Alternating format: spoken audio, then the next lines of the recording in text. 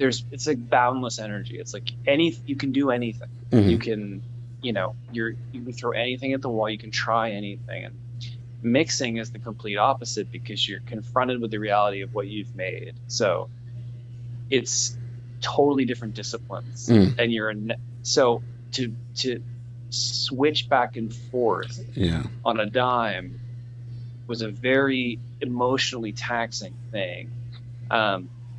Only thing that was great about it is that we were able to build the record with context. So like we knew what we had as we were going along, and we knew what was missing.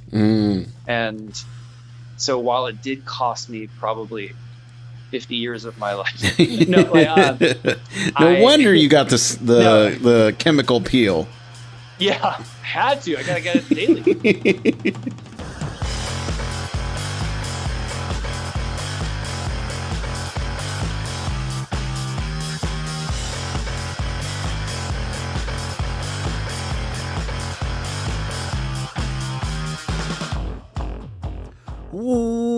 Welcome, everybody, to Casting for Two, the podcast, as always, hosted by me, Chris. Welcome, everybody, to what episode is this? Episode number 483. I was going to say 800. Oof. That's a lot of episodes. That's a lot of talking there. But welcome, everybody. Fantastic episode for you all today. Of course, if you like what you're hearing, and if you want to follow me online, Casting for Two on all the socials, that's where to do it.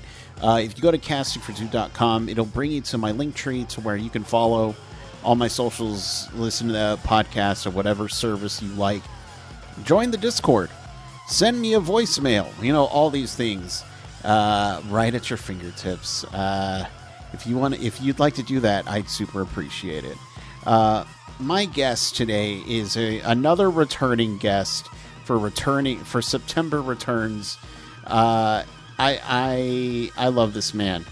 He's the vocalist, the front man for this awesome band, Dear Boy.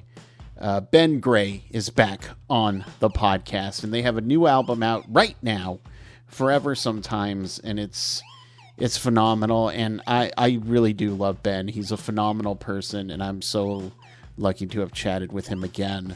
But I'm done talking, because we need to get in this episode, all right? Everybody sit back, relax, and Ben, take it away. Hello?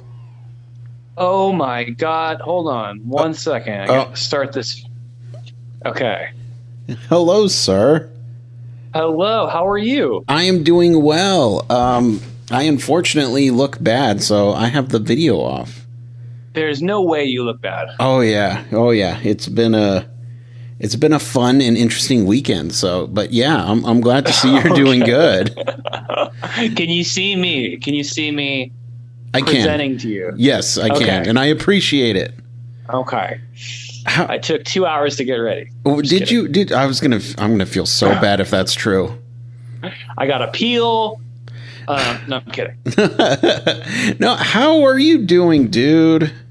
I'm good, man. I am good, and I mean that to the fullest. I'm good. How are you? I'm doing a lot better. It's been a crazy couple of weeks, but yeah, I got a handle on things, and I'm doing well. Okay, good. You got high spirits in your voice. It sounds good. It's because I'm talking to you. Oh, don't turn it around on me, man. I will. I'm doing it. No, things have just been looking good, and but right. I legitimately am excited to chat with you.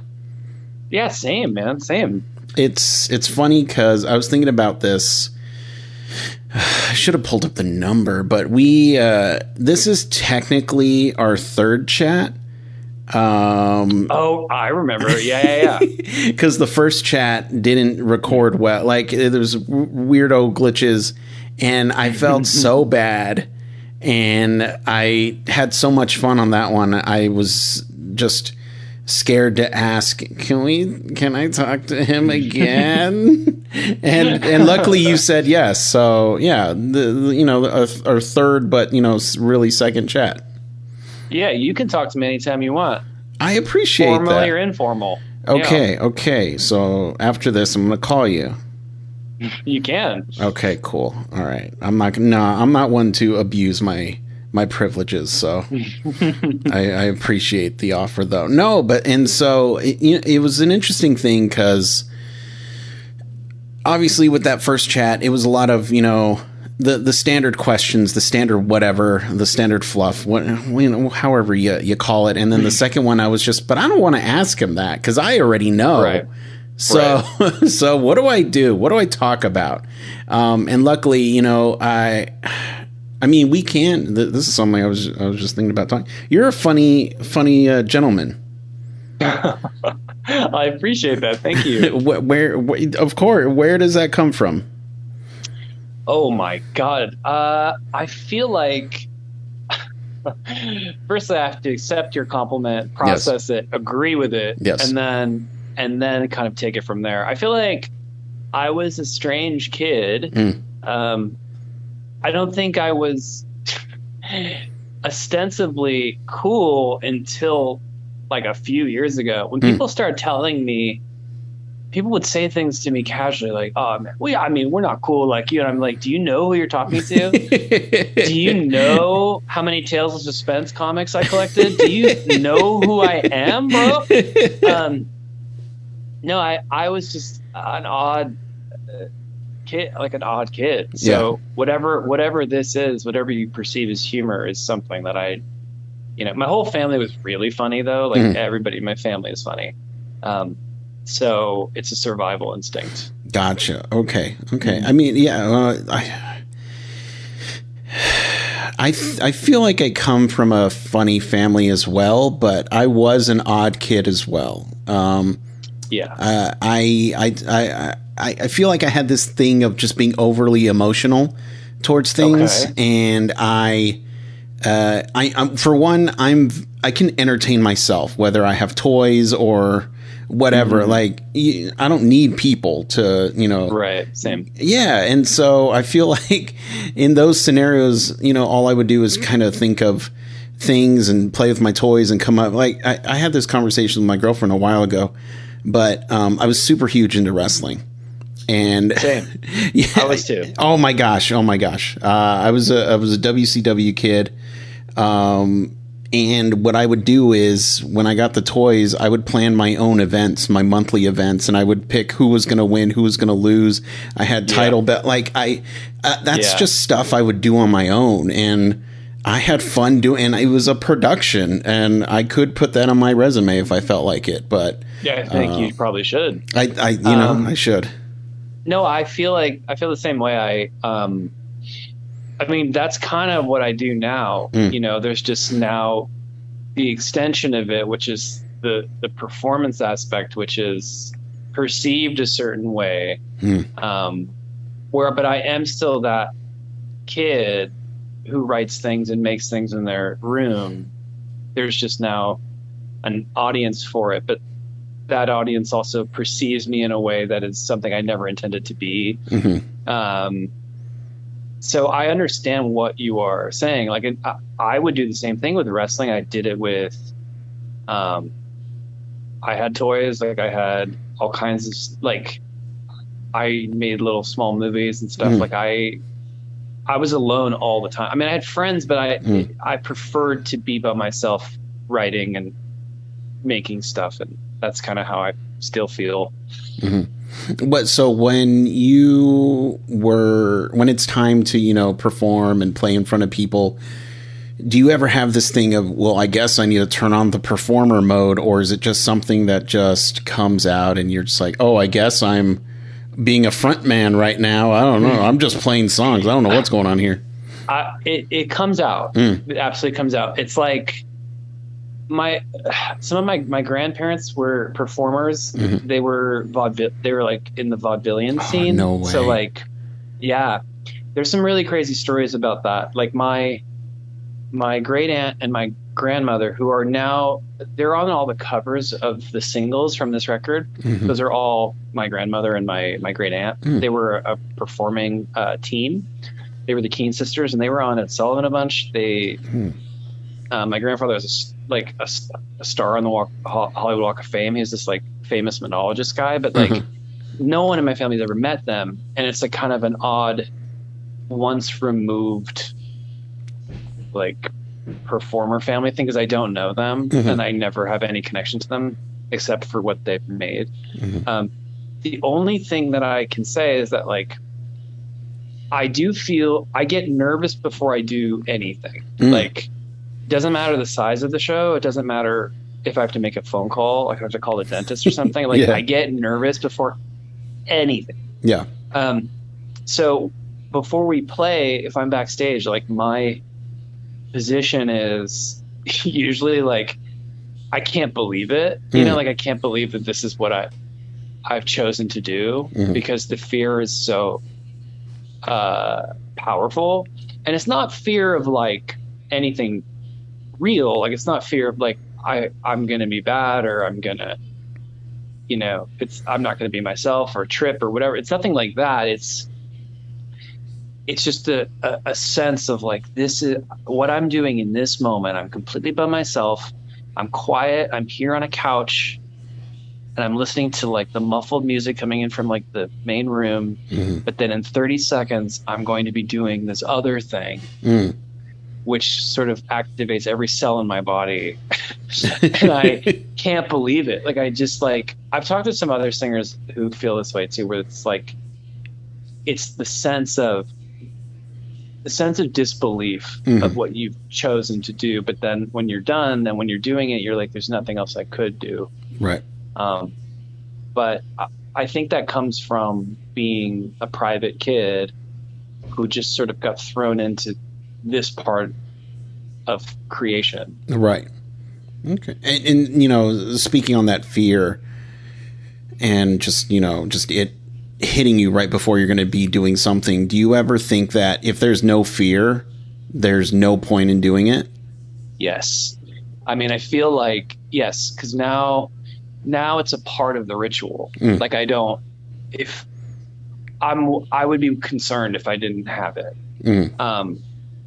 I don't even know what that would feel like, actually. Yeah. Like, because it's not about confidence, and that doesn't come into play. It's not about that. It's about some other anxiety or neurosis. Like, I think it's having also, Chris, like it's like an awareness of, because I also have such reverence for the form, like for performers and like the supernatural quality of like being transported when you're seeing something that's moving or like there's that comes into play too, where you think before you play, you're like, oh, I'm just this person right now. I'm just like, I'm on a couch and I have my water, and then I'm hoping to transform into something supernatural for somebody else, which I think my hyperactive brain just makes me think like what is this? Like, it's just so crazy. This is I'm definitely getting into it. Okay. I can't believe I've never talked about it like this before, but it's really funny. Yeah. I love getting into it. I completely understand what you're saying on a different, like, obviously I'm not a musician or anything like that, but I do understand whenever I do a podcast, I really hope and pray that the person cancels or reschedules, just because I have this fear of, oh no, here we go. I know. Oh no.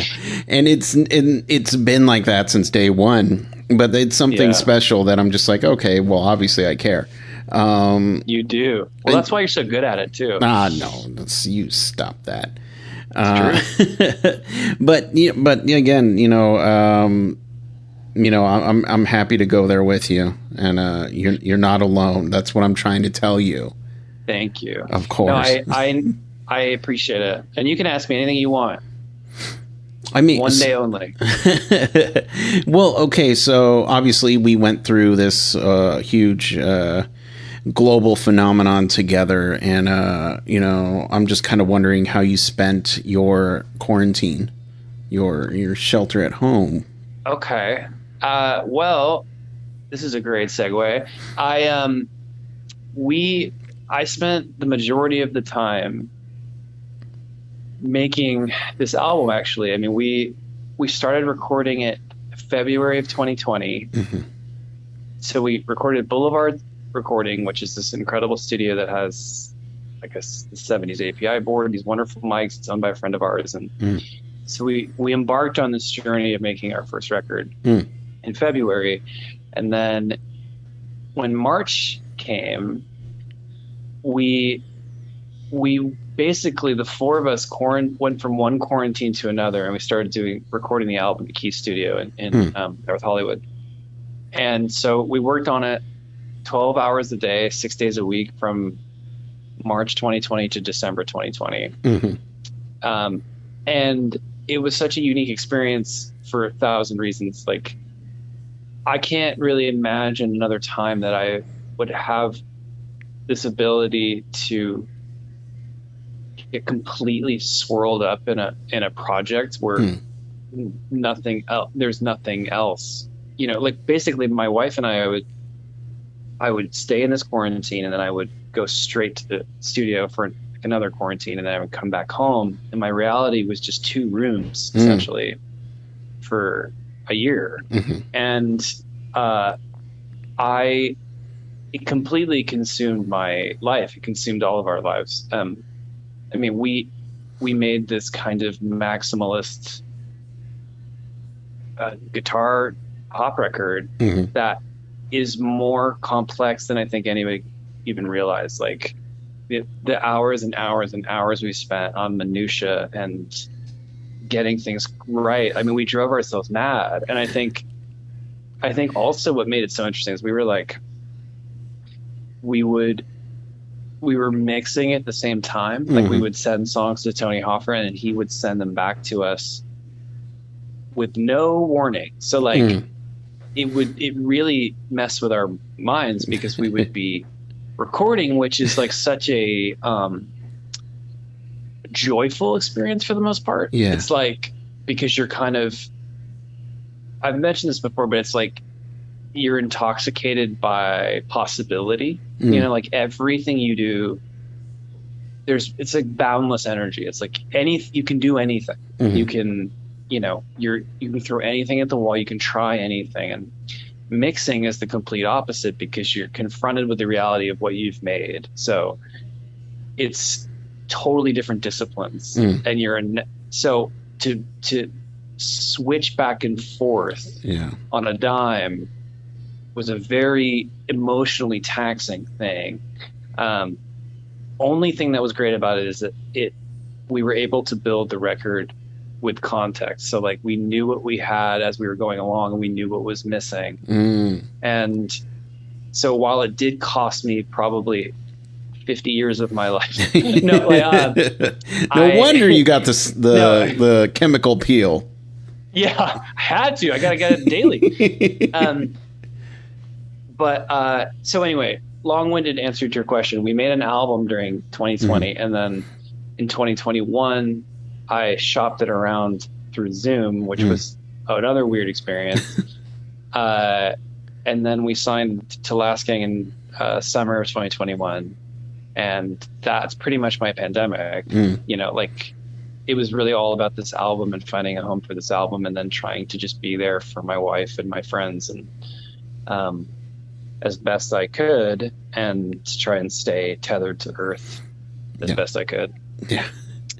Oh man, you know, I'm glad that you were able to use the time to be constructive and, you know, create something with you and the fellow members. And I remember, Thanks, of course, when I heard, so I listened to the album, and you had been releasing a couple of singles here and there throughout. Yeah.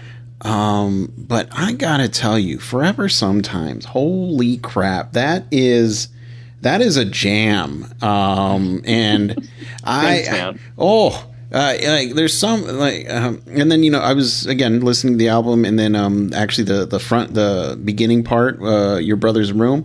Oh my,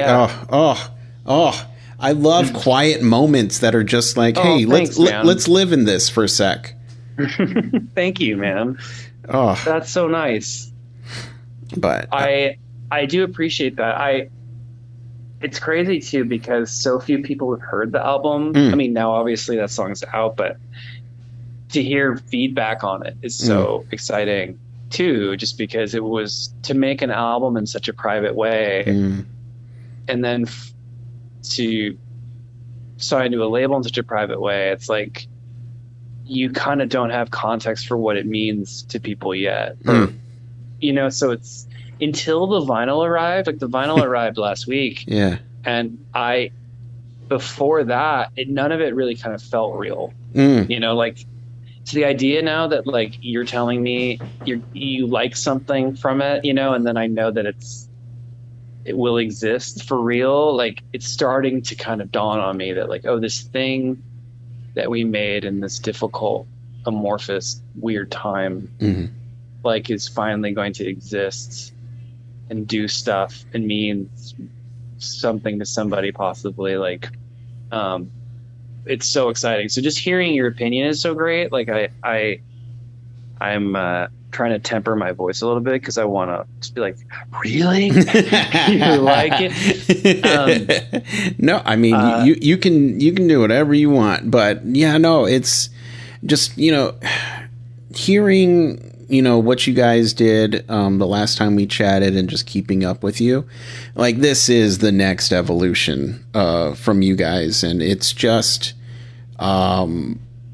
phenomenal. It's Thanks, it's something that I didn't expect, but I should have. But for some reason I just didn't. And when I heard it, I was just, of course, it would be this good. Of course, why? Oh, thank why? you, man. Of course, yeah. It's yeah. Oh, it's just the talent between you guys just it baffles me because it's my that God, good. man. Thank you. Of course. So really, really kind. That means a lot to me. Thank you. Yeah, and so and now that you're saying that, slowly but surely as the album's coming along and you have the vinyl, it's kind of becoming real for you. Mm-hmm. Are you able to take a step back and just kind of be an observer of the things that you do, of the art that you make? That's a really profound question, and I think something anyone who makes anything has a difficulty answering. Yes. Or if they say yes, then if they're being honest with themselves, it is truly the discipline that everyone wishes that they had at all times. Like I feel personally now that I do more than ever, just because I feel so lucky to do any of this, like at all. And I don't want this to sound like overly saccharine or anything, but like it is difficult. Like a lot of this is difficult because you're dealing with emotion. You're dealing with like what you make is you're activating something. You're articulating something that means something to you and then sharing it in a marketplace. So by definition, it's a strange arrangement for a human being. But I will say that like everything that's happening is very exciting, and like the fact that I get to do it with my best friends, none of it's lost on me. Like the fact that I've been listening to records on Last Gang since I was in junior high. Like when Live It Out came out, it was like such a huge deal to me. So the fact that I can look at the little icon on the vinyl sleeve and just be like, oh, that you know what I mean? Like it's like it's starting to feel like, oh, right, that's cool. And then you're like, oh, I listened to the record the other day when I was listening to the vinyl for the first time, and I just was like, oh, this is actually the album I wanted to make. Like listening back to it objectively and thinking like, oh, something good came out of that for us. Like we were able to make this, and it's exactly how I wanted it to be and how I wanted it to sound. And that alone is exciting.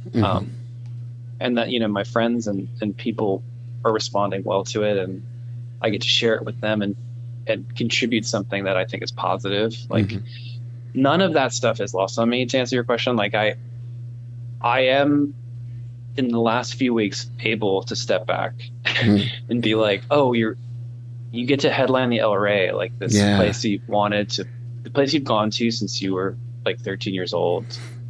Like you get to do that now. And the fact that my band and I, this far into our career, like, I mean, we started so young, but like still to be stronger than ever, you know, and to Mm. closer than ever, and to feel like we're at the height of our game, writing, songwriting wise, Mm. and performing wise. I just feel like very lucky. Um, so thank you for asking me that.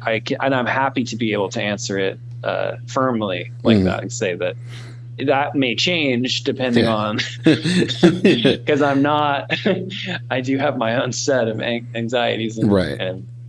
but I'm I can also say that I don't really care too much about what happens now, Mm. like, which is something that is not normal for me. But I'm like, whoever finds it and however successful it is, like those are the people that needed to find it. Yeah. So I feel pretty psyched in this moment. Well, and I'm just, just kind of an outsider looking in, and how lucky I am that I'm just sent music, and Right. I love listening to music. I would do it during work, and that's sometimes how I listen to albums and things like that. And it's amazing to me that there are these independent artists, or just people non like what am I trying to say? Arena selling, bands, stuff like Mm-hmm. that. And it's just kind of dawned on me since, since before the pandemic, really, that, oh my gosh, there's so much talent out there that people Right. don't know about because they're Right. on a smaller scale. And Right. I feel like if you find that it makes it even more, because it's just like they got to they got to find you, first of all. Yeah, totally. I agree. I feel like it's sort of a lost art too, is like the pride of ownership and Mm. like, you know, I the not to wax poetic about the music industry because Mm. that's has diminishing returns in that conversation, but it's like I I remember I think that it's also a lost practice Mm. to um for bands to develop. Mm. You know, like it's almost like I think what's messed up about music, the music industry, and like how people consume music is like looking at things as pass fail. Mm. Like, if something doesn't do whatever immediately, it's seen as like, oh, they failed or it didn't work or something. And like, Right. that's not how artists work. And that's not how people discover. Like, it takes time for people to develop and to sort of have their own set of adversities that aren't publicized. Like you have to have stage time and you have to experience what it's like for an entire room of people to fucking hate you. And you have to know how to like navigate these things. What you have to live life before you can access certain parts of yourself. It's like, and the way the industry is like set up, it's that, oh, it failed or it didn't work or it didn't. It's like, well, maybe you got them the wrong time. Maybe it's like you didn't give them a chance to figure something out. And I, as a musician and as like an audiophile person, some of my favorite artists I would have been robbed of their music if they were susceptible to the same kind of industry rigors. Right. Like Pulp made like 17 albums before his and hers. You know what I mean? It's like, yeah. It's like, oh, I'm not gonna have Pulp because it's like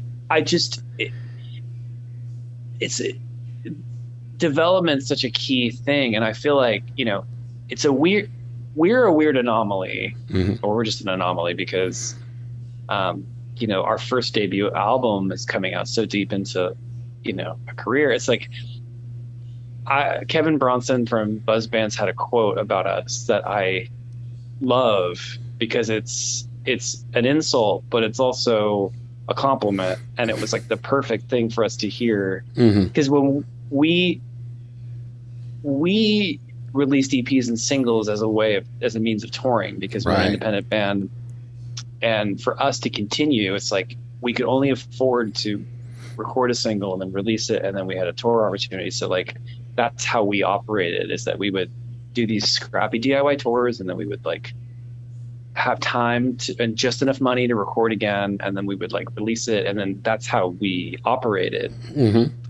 And I remember Kevin Bronson said something like, the only band to have a greatest hits record before they release their full length record. And I just remember being like, that is true. And, you know, we had been writing since day one, you know, like I think before we started this album, we had 60 songs or something. Wow. Okay. And we have like 28 for the next, you know, like we're a very busy band, but we've never had the money or the infrastructure to like make the records and do this. So now that we do, I feel like it's weird to be this deep into a career and then be like, okay, cool, we're starting now. Right. You know, like, right. Okay, cool. So, all right, here's our first album, and now we have our second. You know, it's like, I don't know, but I feel like we're an anomaly that way, just because we did all of our developing as an independent band, and now we know exactly what this is. Like we know this project inside and out, and our skills are sharpened to a place where we're like, oh, we can communicate what we want to communicate. We can perform the way we want to perform. We can do it the way we want to do it. But if we were, you know, on some major label or something early on, they would be pass fail. It would be like, right. Oh, it didn't connect this way, or it didn't get on this playlist, so let's forget about it. Like, we're the thing we are now because we had time and we had autonomy over our product. So, and I don't mean to be crass by calling it product, but I mean but what we are offerings, you know. Yeah. And who knows, you could have put something out there that also just kind of ate away at your soul a bit. It's just like, I hate this song. And yet, you know, people are like, hey, can you play that one song? And you're like, Totally. I feel like we had met with record labels along the way, like a lot of them. And I don't even know. Some of them were serious. Some of them, I think, people probably just had with us because they saw that we sold a room out or something. But like, we learned a lot from those conversations, and we kind of learned what we don't want to hear. And like, you know, I just, part of the reason why I liked Last King so much too, aside from the fact that they've put out some of my favorite albums ever, is that when we were talking to them, they never asked me anything about metrics. Pardon the expression, because they put out metric, but they they never asked about like any stats or like any. It was all about like, well, what is the next step for this vision? Like, what do you want to accomplish? Like, what are your dreams? Like, why did you write this? What do you mean? Like, it was all within the realm of the music and the stuff we made. Yeah. And like our desires as a creative entity. So like, I was so thrilled by that. And I was so like relieved to not have to ask a question about like, well, do you have a TikTok yet? Or do you, you know, like what, right. Like not, you know, it's like, well, those conversations are valid, but like not now, you know, not about, I'm talking to you about what do you think of the album I sent you? Right. You know? Right.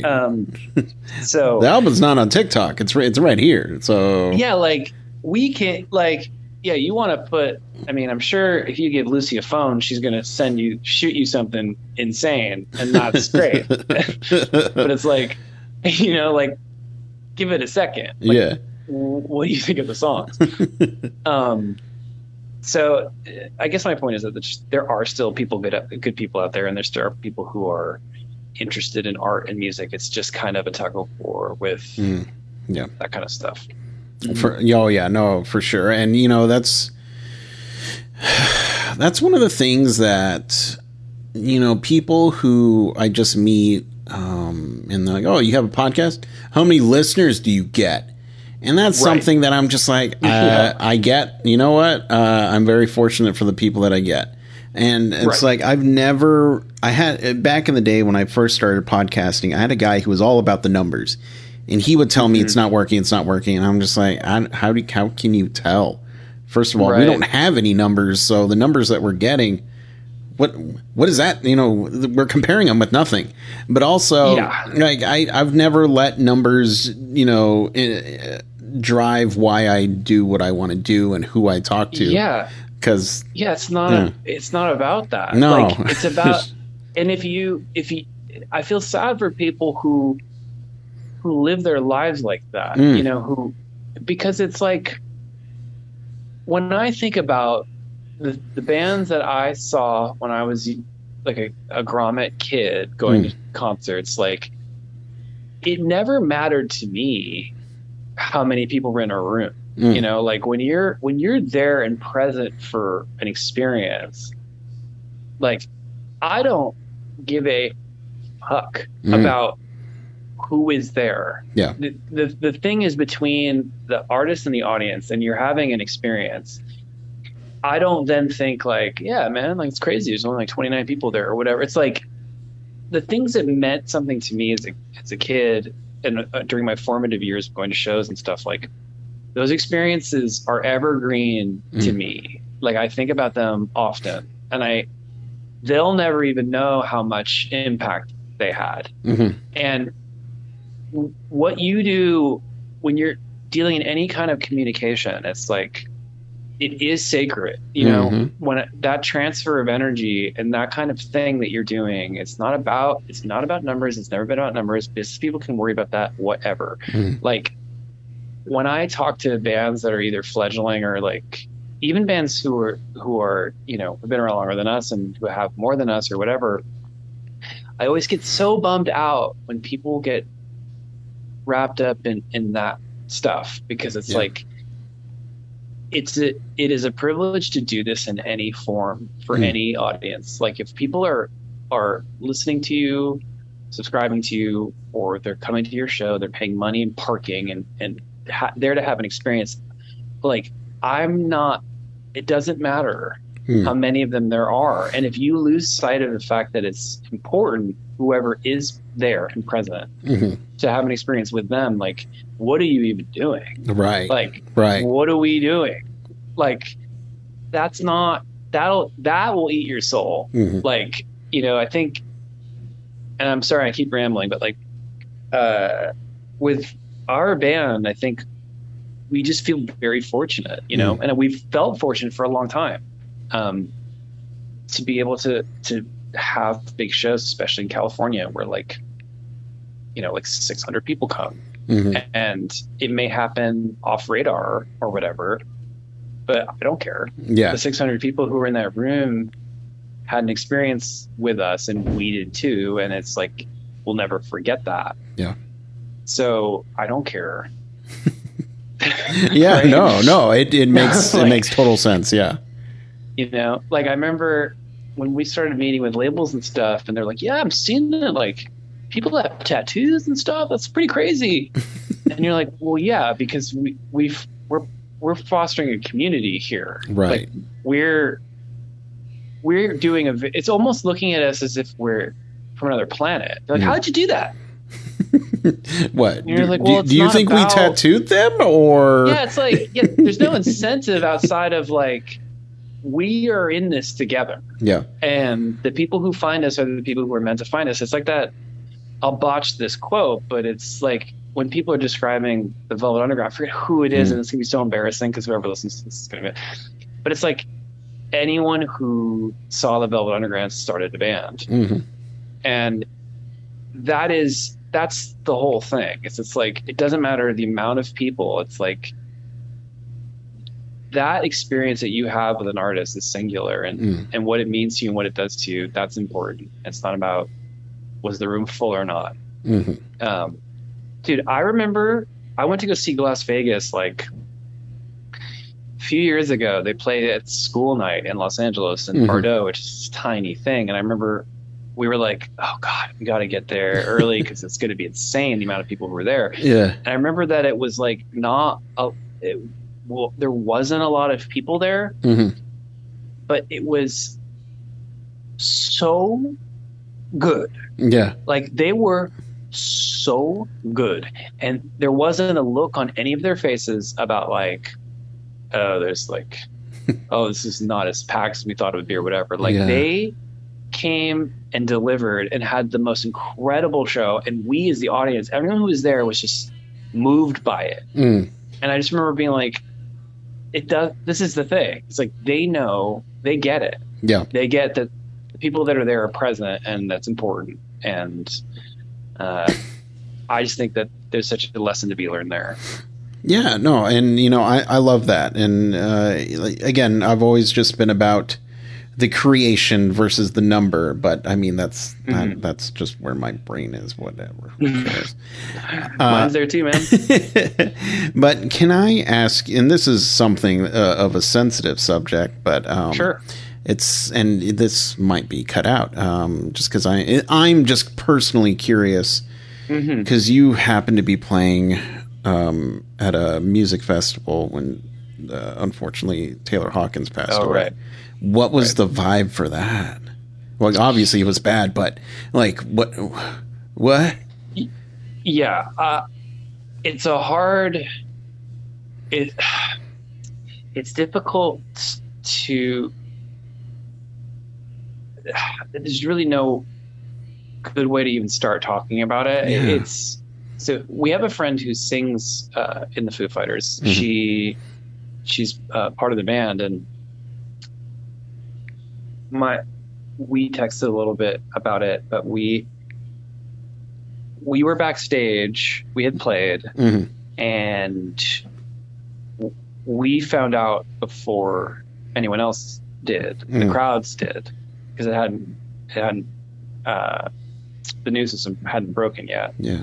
And I remember that it was this immediately profound sadness that happened. Like it was just like a weighted blanket. And because in particular, it's like he was such a luminary and such a positive force. And the extra thing of, because it was, I can't even imagine the last time that the Foo Fighters were in Colombia too.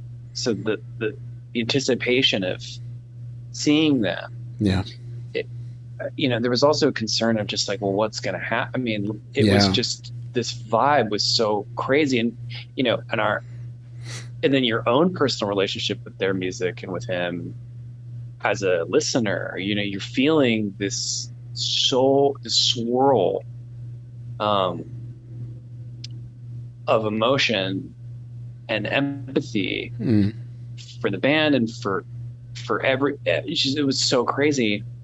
And then we were sharing it backstage with Idols, the drums, and Black Pumas. Black Pumas had to go on stage and tell the crowd. Oh. And so what I watched them do too was such this is kind of, I feel like, even just a crass word to say, but it was like this, it was like a masterful thing that they did, because they were able to tell the audience in such a way that it almost became this cathartic thing that happened. It was like they were able to say it and then absorb that energy and turn it into more of a celebration of the person. It was so, in a moment, it was really like the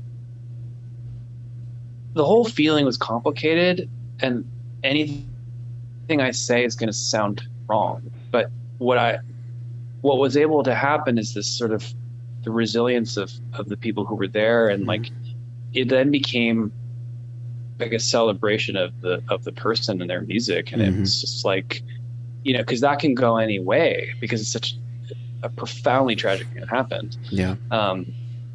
But it was I've never really experienced anything like that. But it was, and obviously, of course, I was thinking of my friend who's in the band. And yeah, it was hard. It was very hard. But what happened was like the festival became really about celebrating the spirit of that person, and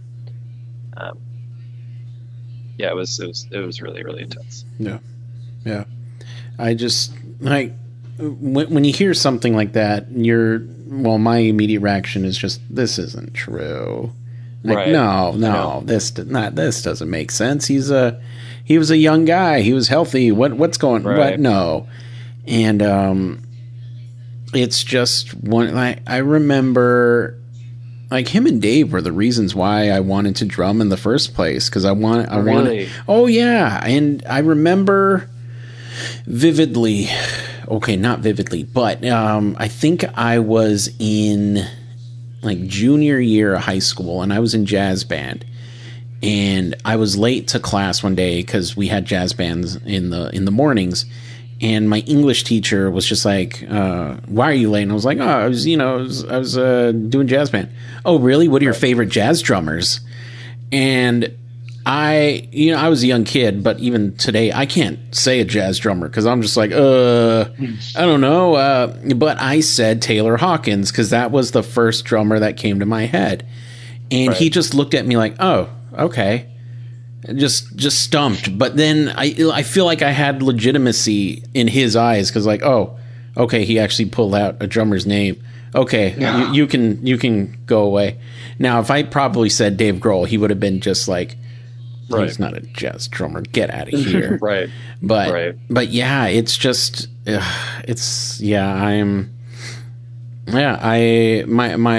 heart broke, and I have a Foo Fighters quote tattooed on me, so it Wow. was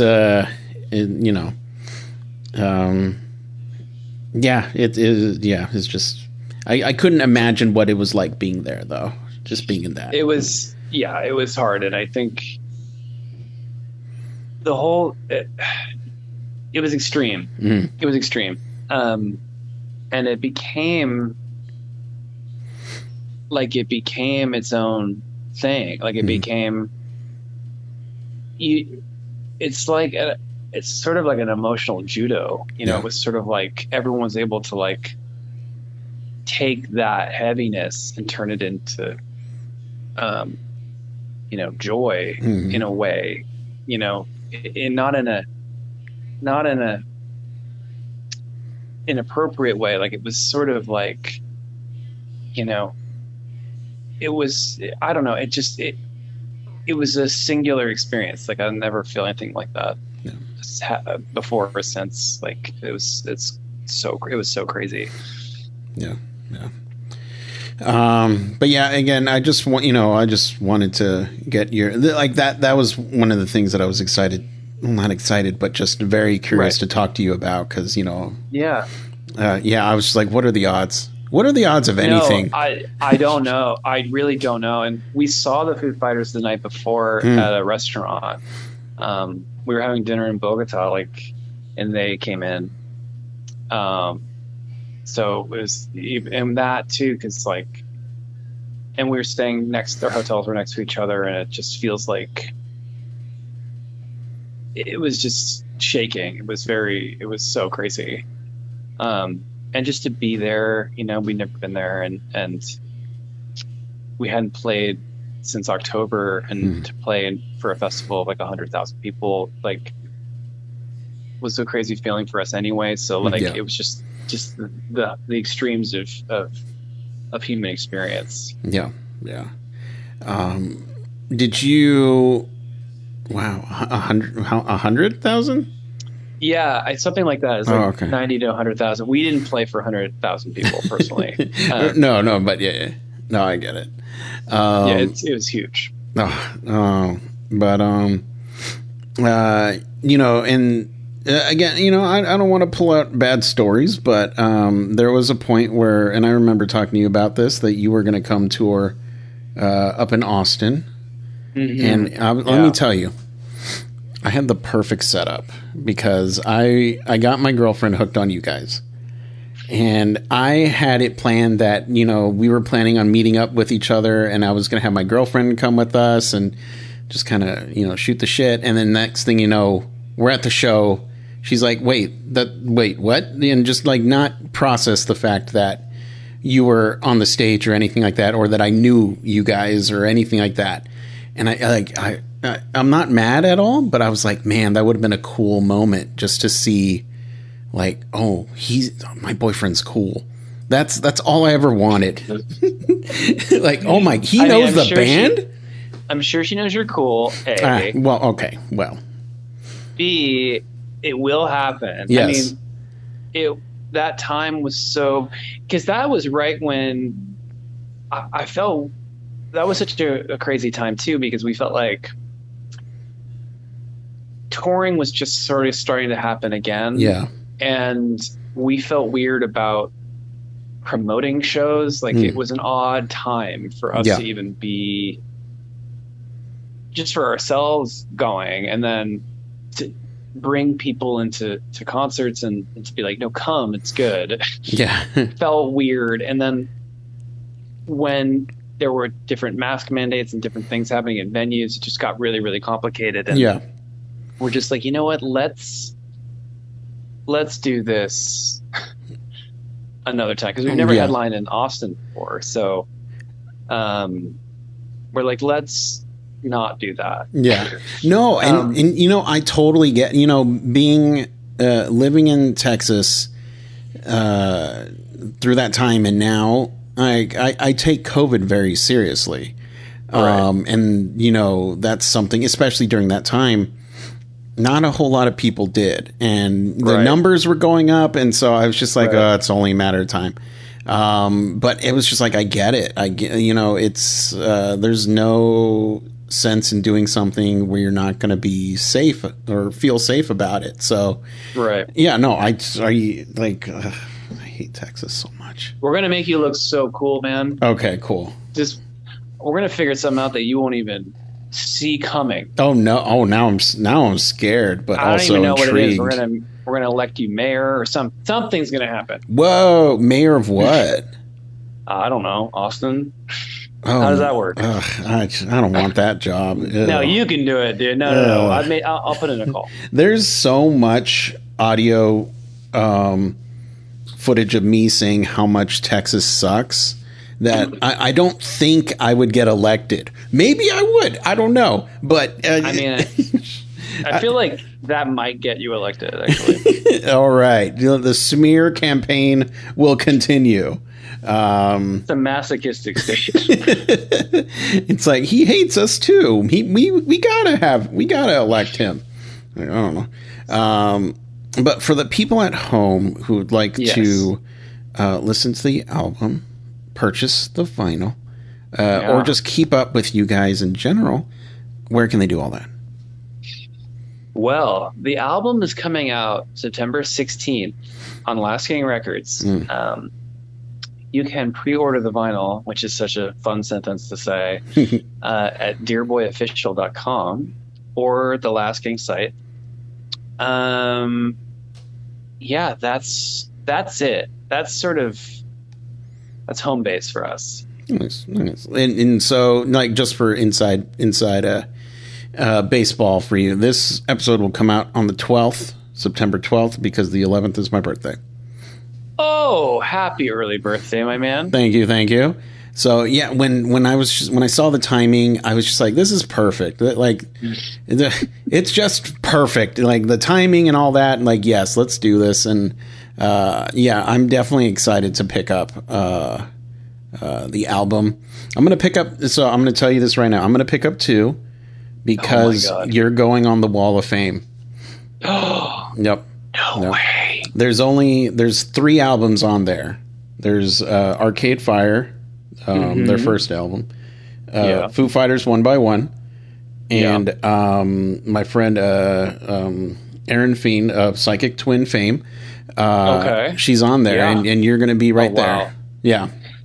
Okay, that is esteemed company. Yes. Thank you so much for having us there. Of course. I love this album. I love the vibe, the direction, like just so much love that I don't think I can fully articulate it, but still, like I'm so happy that this exists. Thank you so much. Honestly, that I can't tell you what that means to me. It's wonderful to hear. Thank you so much for saying that. Of course, and again, I'm excited for what the future brings for you all, and no matter what, you'll always have one listener, and that's me. So That's what I'm saying. That's it. That's all you need. That's all I need. I'm not kidding. Thank you. Of course, but I'll let you go. Continue to stay safe and healthy, and just keep doing what you do. All right. Thank you so much, Chris. I really appreciate it, and you too. Of course, I will. I will. But yeah, again, we'll talk more. We'll chat more. Yeah, absolutely. Call me anytime. As yeah, I said. I'll call you in 5 minutes. All right. See you then. All right. All right, man. All right. Bye. Bye.